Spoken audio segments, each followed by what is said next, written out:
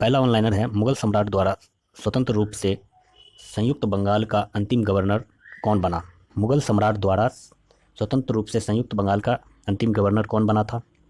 मुगल सम्राट द्वारा स्वतंत्र रूप से नियुक्त अंतिम बंगाल का गवर्नर कौन बना था? मुर्शिद कुली खान, जिसका टर्म था 1717 से 1727। यानी कि मुगल सम्राट फर्रुखसियार द्वारा मुर्शिद कुली खां को नियुक्त किया गया था, जो कि अंतिम बंगाल का गवर्नर था, या यूँ कहें राजा था। ठीक है। मुर्शिद कुली खां ने अपनी राजधानी, यानी कि अंग्रेजों से परेशान होकर के मुर्शिद कुली खान अपनी राजधानी ढाका से स्थानांतरित कर मुर्शिदाबाद बना ली थी।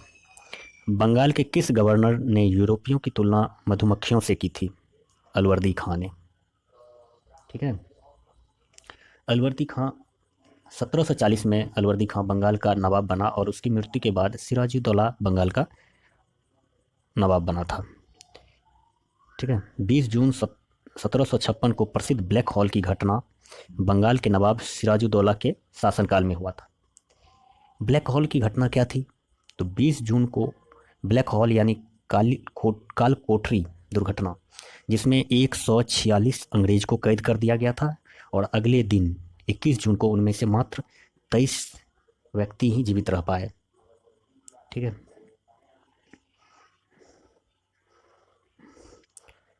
9 फरवरी 1757 को अलीनगर की संधि हुई। 9 फरवरी 1757 को अलीनगर की संधि किसके मध्य हुई थी? तो लॉर्ड क्लाइव और सिराजुद्दौला के मध्य अलीनगर की संधि हुई थी 9 फरवरी 1757 को। भारतवर्ष में ब्रिटिश साम्राज्य का संस्थापक लॉर्ड क्लाइव को ही कहा जाता है, जिसने प्लासी के युद्ध 23 जून 1757 में बंगाल के नवाब सिराजुद्दौला को पराजित कर पहली बार भारत में ब्रिटिश प्रभुत्व की नींव रखी थी। प्लासी के युद्ध के समय बंगाल के नवाब का सेनापति कौन था जिसने युद्ध में विश्वासघात किया? मीर जाफर। ठीक है। मीर जाफर था। प्लासी के युद्ध के समय मुगल बादशाह कौन था? तो आलमगीर द्वितीय। आलमगीर द्वितीय मुगल बादशाह था। प्लासी युद्ध के पश्चात बंगाल का नवाब कौन बना? तो मीर जाफर, जो कि एक अयोग्य शासक था। ठीक है। जिसको हटा करके उसके दामाद मीर कासिम को बंगाल का नवाब बनाया गया, लेकिन मीर कासिम अपने राजधानी मुर्शिदाबाद से हस्तांतरित कर मुंगेर बना लिया था। ठीक है। मीर कासिम ने बंगाल में दस्तक के दुरुपयोग को रोकने के लिए आंतरिक व्यापार पर सभी प्रकार के शुल्कों की वसूली बंद करवा दी, जिसके कारण अंग्रेज पुनः मीर कासिम को हटा करके 1763 में बंगाल का नवाब बनाया। यानी 1763 में मीर जाफर फिर पुनः बंगाल का नवाब बन गया और मीर कासिम ने बंगाल छोड़कर अवध के नवाब शुजाउद्दौला के यहाँ शरण ले ली। ठीक है। भारत में ब्रिटिश प्रभुत्व की शुरुआत किस युद्ध से मानी जाती है? तो प्लासी के युद्ध, जो कि 23 जून 1757 को हुआ था। ठीक है। अब कुछ प्रमुख घटना एवं उसके तिथियों को देख लेते हैं। ठीक है।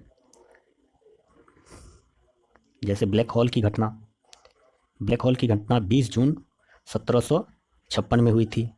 अलीनगर की संधि 9 फरवरी 1757 को रॉबर्ट क्लाइव और सिराजुद्दौला के बीच हुआ। प्लासी का युद्ध 23 जून 1757 को हुई थी। बक्सर का युद्ध 22 अक्टूबर 1764 को हुई थी। इलाहाबाद की प्रथम संधि 12 अगस्त 1765 को हुई। उसके 4 दिन के बाद 16 अगस्त 1765 को इलाहाबाद की दूसरी संधि हुई थी। बनारस की संधि 1773 में हुई थी।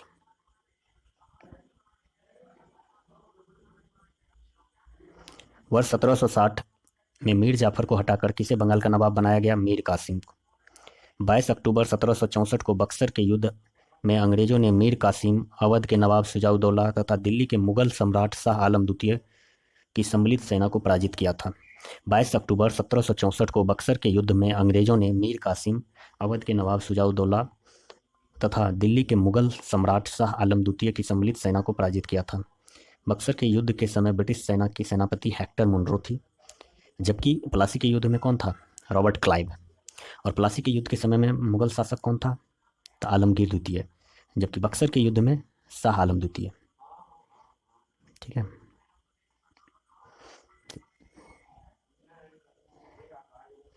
ठीक है।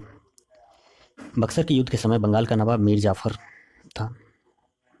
ठीक है। क्योंकि मीर कासिम जो इसका दामाद था वो भाग करके किसके पास चला गया था, नवाब अवध के नवाब शुजाउद्दौला की शरण ले लिया था। ठीक है।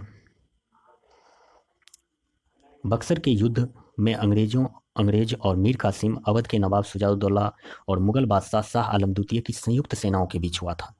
अंग्रेजी सेना का नेतृत्व हेक्टर मुनरो ने किया। इस युद्ध में अंग्रेज विजयी हुआ। इस युद्ध के बाद अंग्रेजों को भारत में वास्तविक सत्ता की स्थापना हुई। ठीक है। बक्सर युद्ध के पश्चात इलाहाबाद की प्रथम संधि मुगल सम्राट शाह आलम द्वितीय, बंगाल के नवाब नजमुद्दौला तथा क्लाइव के मध्य था तथा इलाहाबाद की द्वितीय संधि क्लाइव और अवध के नवाब शुजाउद्दौला के मध्य संपन्न हुई। किस संधि के माध्यम अंग्रेजों ने बंगाल और उड़ीसा की दीवानी प्राप्त की, तो इलाहाबाद की संधि के। स्वर्ग से उत्पन्न सेनानायक किसे कहा गया, रॉबर्ट क्लाइव को। इलाहाबाद की संधि के पश्चात बंगाल में द्वैध शासन की स्थापना किसके द्वारा की गई थी, तो रॉबर्ट क्लाइव के द्वारा। इलाहाबाद की संधि के पश्चात बंगाल में द्वैध शासन की स्थापना रॉबर्ट क्लाइव के द्वारा किया गया। द्वैध शासन की शुरुआत 1765 में हुई थी। लियो कार्टिस को द्वैध शासन का जनक माना जाता है, लेकिन 1772 ईस्वी में वैरेन हेस्टिंग ने बंगाल में द्वैध शासन को अंत कर दिया था। यानी द्वैध शासन का जनक लियो कार्टिस को बोला जाता है, लेकिन 1772 में रॉबर्ट क्लाइव द्वारा स्थापित द्वैध शासन को 1772 में वैरेन हेस्टिंग ने हटा दिया था।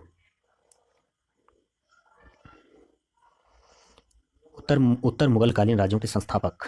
बंगाल के संस्थापक मुर्शिद कुली खां था, जो कि 1717 से 1727 का स्थापना काल माना जाता है। हैदराबाद 1724 में निजाम उल मुल्क ने स्थापित किया था, जिसे चिंकलीज खां भी कहा जाता है। भरतपुर 18वीं शताब्दी में इसका स्थापना हुआ था। उसका संस्थापक चूड़ामन और बदन सिंह था।